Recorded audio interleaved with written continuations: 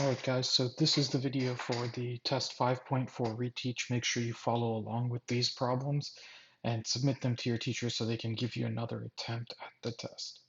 Okay, so our first problem is asking us to solve a rational equation, and we know that in order to do this, we're going to first need to get common denominators. And I'm going to start by factoring some of these pieces. So b squared minus 6b, I'm going to make that b minus 6 times b. And same over here, of course.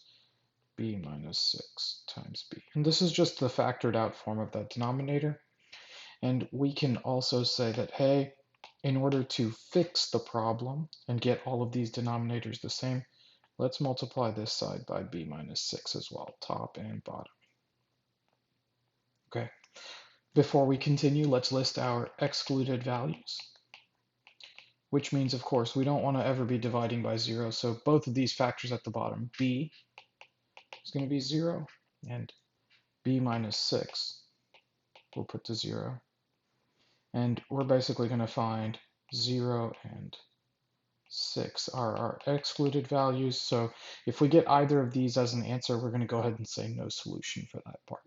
Okay, but let's see what we've got. So after we've done this, currently where it stands, we've got b minus 6 over b minus 6 times b, and plus 3 b minus 6 b equals 4 over b minus 6 times b.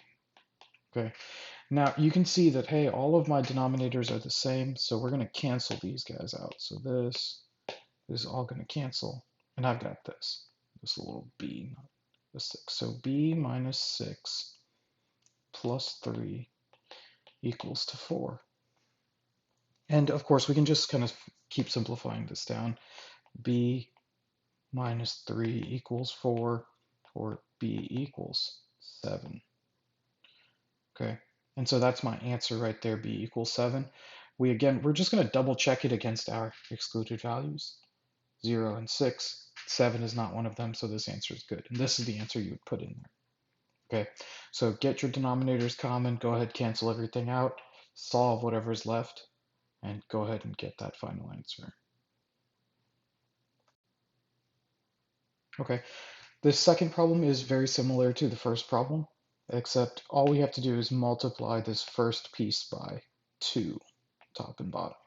Okay, and so my excluded value in this case is, of course, going to come from the denominator, and we're going to get that x should not equal 0.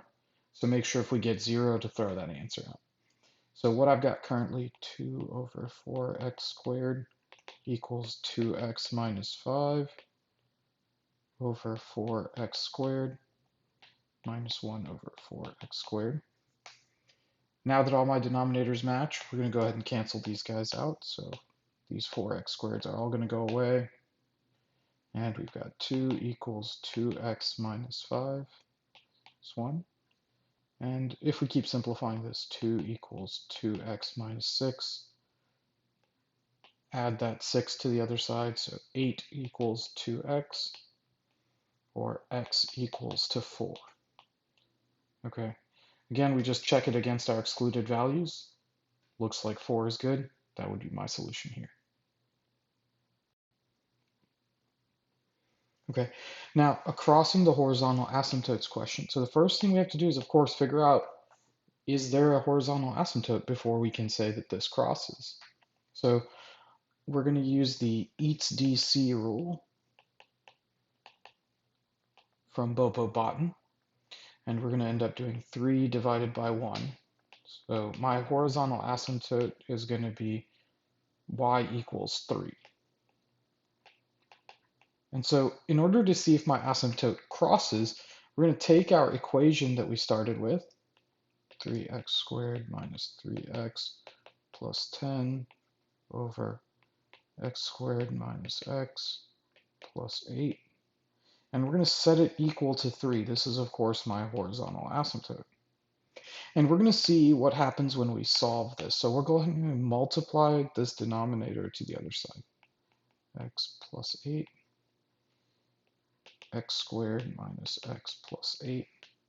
And let's see what we get. So on this side, these are going to cancel each other out. So I've got 3x squared minus 3x plus 10 equals, and we'll distribute this out, 3x squared minus 3x plus 24. Let's see how this simplifies down. So I'm going to go ahead and start subtracting some stuff. Add 3x, 3x squared plus 3x. And you're going to notice these are actually canceling out. Pretty straightforward. And right now I'm left with 10 equals 24. And you're going to pretty quickly realize, wait a minute, that makes no sense. So what we're going to do is we're going to go ahead and say, wait, this is no solution. So this is not going to cross.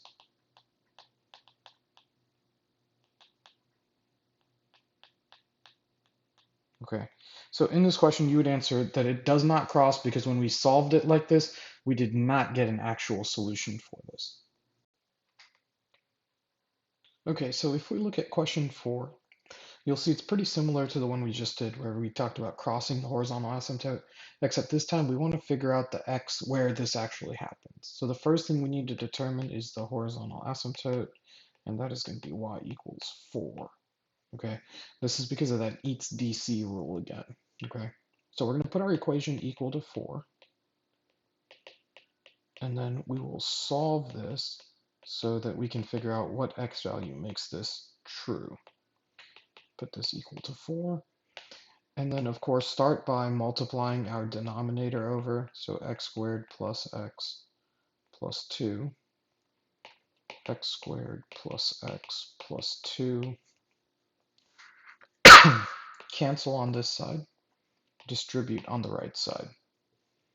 And so we've got 4x squared minus 2x minus 4 equals 4x squared plus 4x plus 2. And of course, the first thing that we'll easily see is that the 4x squareds cancel each other out. And I'm going to go ahead and do plus 2x, and we'll subtract this 2 over as well. And so currently, where we stand is negative 6 equals to 6x, and we can divide and get that x should equal negative 1. And so that's going to be our crossing point. So if you plugged in 1, you would actually get that you are equal to 4, which is where you cross that asymptote. Okay, on number 5, we have a rational inequality. Again, inequality means greater than or less than sign, right? So how do we solve this? First, we need to get it against 0, like this one is. And all we have to do is get our key or critical numbers from the equation to put on that number line. Okay, so here's my number line. And on the top, when I solve this, I'm going to put x plus 8 equals to 0. And I'm going to get x equals negative 8. So I'm going to go ahead and mark negative 8 on here. And of course, x plus 1 will do the same thing. X plus 1 equal to 0, so x is negative 1. And here's negative 1. Okay, and since we have a less than sign, I'm going to go ahead and just fill in that this would be a filled in circle. This would be an open circle. But since there's no equals, we're just going to use all parentheses at the end of this. Okay, so now we need to check if each region is either positive or negative. So we should pick a number less than negative 8. In this case, I'm just going to pick negative 9. Okay, and then we'll pick a number between negative 8 and negative 1. So how about negative 5? Okay, and let's pick a number less than negative 1. And the easiest one I think of is 0. All right, so what we're going to do, we're going to take the 3 numbers I wrote in red, and we're going to plug them in our equation and see if we have a positive or a negative answer. Okay, so here we go. We've got negative 9 plus 8 over negative 9 plus 1. And you should get 1 over 8 as your final answer here. And I would say, hey, this section is positive. We'll do the same thing with negative 5. Negative 5 plus 8 over negative 5 plus 1. And when we solve this, we should get 3 over 4. And this one is negative. So in this section right here, n negative. And of course, our last solution, let's go ahead and plug in 0. So 0 plus 8 over 0 plus 1. And we just get 8, of course, positive. And now from here, we'll be able to determine our answer, okay? So I want a section that is less than 0. So I'm going to care about the negative section. So this section right here that I'm kind of shading in, that's the one I care about. And it's, of course, going to start from negative 8. And I'm going to go all the way until negative 1, okay? And I use parentheses because, of course, there's no equal sign on this, right? It's only less than, not less than or equal to. So the section I care about is negative 8 to negative 1. Okay, here's a rational that we're just asking some theory about. And basically, we're going to try and go one by one through these. So the function has no vertical asymptotes. Incorrect, right? X minus b here at the bottom, this would end up giving us a vertical asymptote. So we can note that no, this would give me a vertical asymptote. Okay. X equals a is a vertical asymptote. Wait a minute, these came from the bottom. So there's no way that this is true. So I'm going to go ahead and say nope, nope to those two. Okay. Y equals b is the horizontal asymptote. That's kind of odd because remember that horizontal asymptotes usually come from Bobo, Botten, eats DC. And it actually has nothing to do with A or B, okay? So this uses that special rule, Bobo Button eats DC. So we can actually also throw that one out. Now the last one says that A comma 0 is an x-intercept for this function. And this one is true because the x-intercepts always come from the top, right? So if you had x minus A and you put it equal to 0, you'd get that x equals A is an intercept. And that would, of course, be a comma 0. And so this answer right here is correct, that this is an intercept from the top of the function, right? Whereas the vertical asymptote comes from the bottom. Okay, number 7 is actually asking us to calculate the horizontal or slant asymptote. So we've got to figure out first which one there is. And what I'm going to notice is the degree is bigger on top. So there's no horizontal asymptote, right? But because this is exactly one higher, right?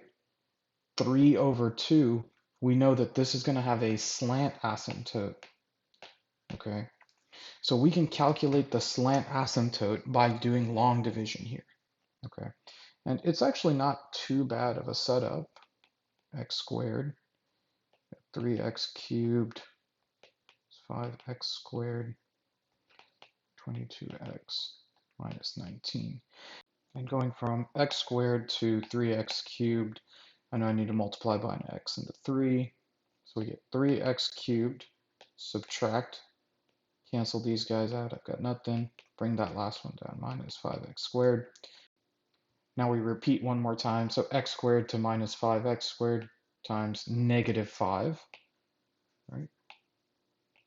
And we get minus 5x squared. When we subtract, this will cancel again. And I don't actually need any more numbers from over here. This right here is my slant asymptote. Y equals 3x minus 5 is the slant. So you just have to divide. You don't care about the remainder or anything like that. We only care about those first two terms. Okay, and you can see that is one of my answer choices right here, 3x minus 5. And there you go, our slant asymptote. Remember the special case for slant asymptotes? The top degree is one more than the bottom. So bottom degree plus 1. All right. So a rational function is said to have a hole at a point if which one of these is true. So the numerator and denominator have no common factors, a larger degree than the numerator, the two factors of the function cancel, or if the Bobo-Botten DC rule works. So in this case, what we can say is, hey, there's only one way to make a whole, and that's when factors cancel out. Okay. All of these other pieces of information deal with something else, right? No common factors, that's the exact opposite of a whole. Okay. A denominator larger than the numerator, that only deals with the horizontal asymptote. And same with Bobo Button eats DC. It doesn't talk about wholes, that talks about the horizontal asymptote. Okay. Number 9, what kind of asymptote does this equation have? Well, in order to figure out the asymptote, slant, horizontal, or none, you know that we're going to want to first figure out the degree, right? So if I take these x terms, all these little pieces, and I just started counting them up and putting them together, x times x squared, there are a total of 4, okay? And at the bottom, I've got x squared times x to give me x cubed, okay? So if I were to distribute this out, my functions would lead with those two pieces. And the first thing I'm going to go to is there a horizontal asymptote? Well, this has a bigger on top degree, right? So there is no horizontal asymptote. So the first thing we're going to do is we're going to go ahead and say, nope, there is no horizontal asymptote. Now, how can I tell if there's a slant asymptote? Let's look at these degrees. So the top is one more than the bottom. And that's exactly the case for a slant asymptote. Okay, so there is a slant asymptote. Okay, you can only have these in this situation where the top is one higher than the bottom degree. Okay, exactly one. So if this had been higher, even more, like a 6 or a 7 over 3, this would not work anymore. Okay, so the top is one more than the bottom, so there's a slant asymptote. Okay, looking at number 10, our last question here. Given the function below, let's answer the following question. What is the x value of a whole in this question if there is a whole? Well, remember, wholes happen when factors cancel. So let's look for a factor that cancels. P, no. X minus A, yep, looks like X minus A is going to cancel out. Any other ones? Nope, just looks like X minus A. So now what we'll do is we'll take x minus a, and we're going to put it equal to 0 and go ahead and solve this very simply and just get x equals a. And so at a, there's a hole. Okay, so at a, there's a hole.